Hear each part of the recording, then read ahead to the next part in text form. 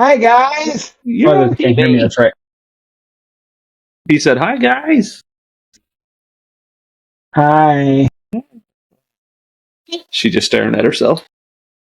She's like, who Wait is a that? minute. Oh, look at that love. Mm-hmm. They love her little Yeah. sister, don't they? Very much. They love their little sister. Yeah. That's cute. Take your eyes off you. All right. All right, Daddy's going to finish this conversation, okay, boys? Love you guys.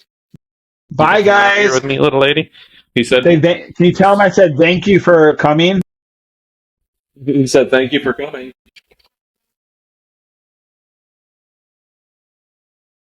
Love you, boys. Love you, little lady. Crazy kiddos. Yeah, man.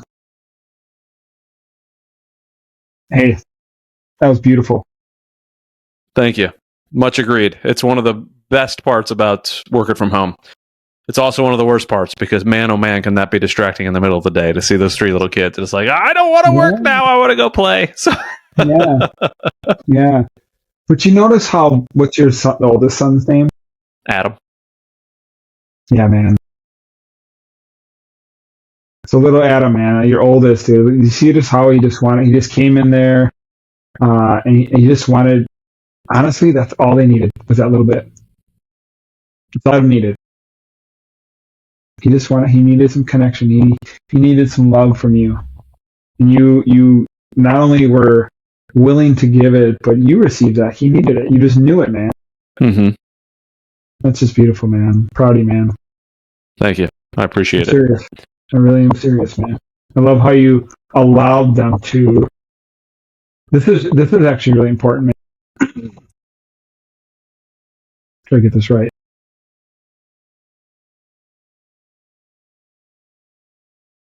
If you were to empathize with your oldest who came in first, and think about himself, be him for a second. He opened the door. And you think about why he came in. He wanted connection. He wanted love. He wanted to see his daddy.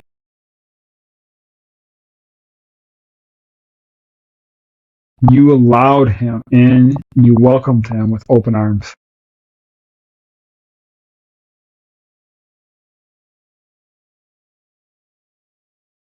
He felt accepted. Mm-hmm. Once he felt accepted, the other kids came in and felt accepted.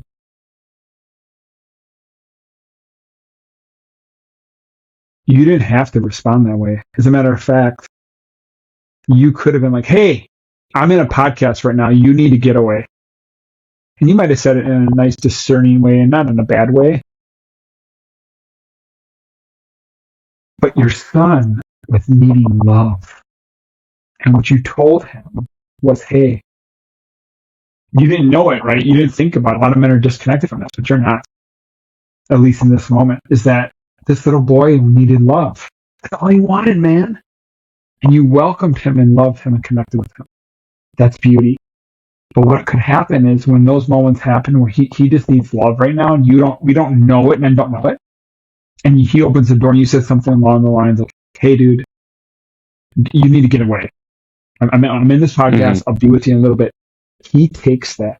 Most children take that as, I'm not good enough. Mm-hmm. And what happens, they end up developing that when they feel that way, not just from one instance, obviously, Adam, but then they start taking and internalize that. And they're like, that's how certain attachment, avoidant attachment, other things like, oh, I feel this way. I don't get my needs met. Yeah.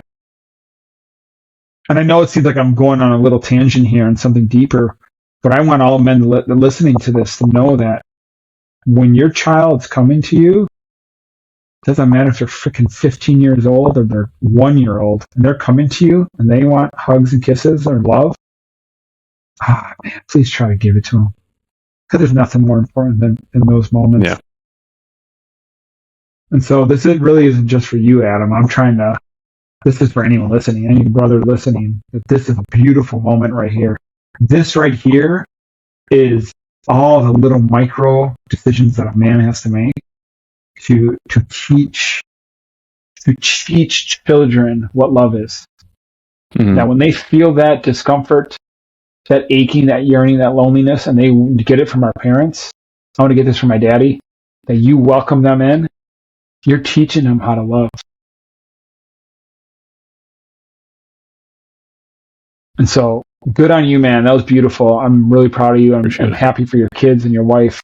And I want men to see this, I'm not making, this is really important, these little moments. And so I hope men listening realize that this is, do what Adam does. Yeah. I'll say that, first off, I appreciate it. It is, to me, it's extremely important. And it's one of those, I didn't realize it.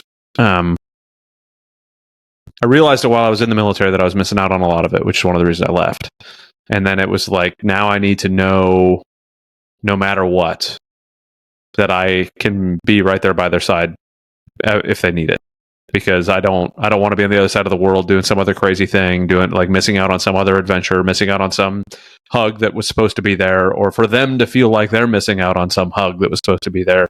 And it's sometimes, and this is the wrong way to say it, but I'm going to say it because I don't know how else to say it. But sometimes I feel like I can go a little bit too far with it, in so much that it takes away from my ability to get the job done from time to time. But at the same point, it's like, it doesn't matter necessarily if I build a bajillion-dollar company if my kids don't love me, or they don't have a connection with me. So I might as well have that connection with them, because that's going to last way longer than any business that I build, or anything that I'm doing for some client, or for some, whatever. So to me, and I'm hoping again for everybody that's listening, it's not that I have it all figured out by any means.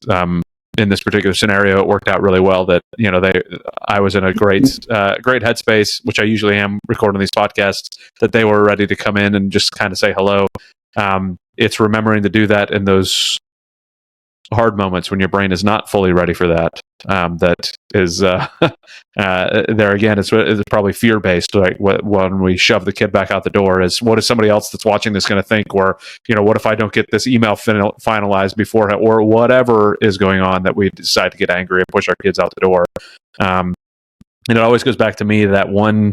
There's that one video. I wish I could remember what it was, but I think it was on CNN or something like that, where a guy was being interviewed, and then the kid comes in the back in the office, and then he's like freaking out and getting angry, and then the nanny comes in and is like pulling the child out, and he's like getting really upset. He ends up, I guess, later firing the nanny and all this stuff, and it's like, dude, like, he was fearful that he was going to look bad on national television because a kid walked in the background, instead of going, guess what? I'm doing an interview from home. This is part of what's going on, and I'm a dad. So guess what's going to happen? Is kids are going to show up sometimes, and it is what it is, And I never want that to be the case. So anybody listening, I'm hoping, can kind of feel that same thing. Like, a deal doesn't get ended because a child walks into the room or whatever. There was one podcast I was listening to once. It was a mom. She was a single mom, and she had. I think what she called it was like a mother's assistant or something like that. But she brought her kids everywhere. She was an apartment investor, and I wish I could remember her name. It was years ago that I listened to this. But she walked into a broker's office to talk about an apartment building that she was planning to buy, and had the kids, and the kids were playing with something on the floor, and the dad or the broker was like kindly saying, "Do you want to come back when the kids aren't with you?" type of thing. And she was like, "Oh, well, the kids are always with me, because this is what I am. I'm a mom. I'm a mom first, and the kids are always going to be here. So if that doesn't work with you, then I'll find a broker that it does work for, and I don't have an issue with that. I completely understand what you're saying." And so in that moment, those kids realized, "Boy, I'm super important. My mom does not care," and it also sets some standards. Like, this is what it is. Like, it's okay. And if that's not okay with you, that's fine. I'll do business with somebody else. Like, you're gonna find plenty of people that won't bring their kids into the office, and I can respect that. But for me, that my kids are always going to be there. Like, there's no. There's no way around it. So awesome. Yeah, and it's hard to do that, but at the end of the day, I think what I want to capitalize on before we kind of get back to maybe talking about the pornography stuff is that you said something beautiful. You said, like, when I'm not in the right mindset, right, and I'm operating from a place of scarcity or lack or fear. Mm-hmm.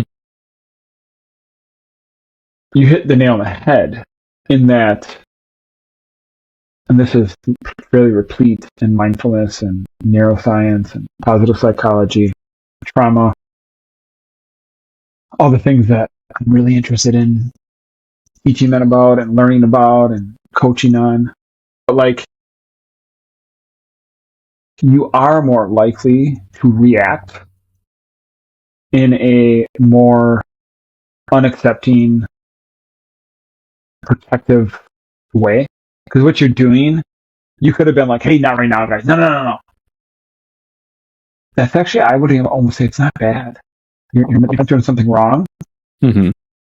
Get curious. What I would say is, well, if you did that, what was happening actually is that Adam was protecting himself.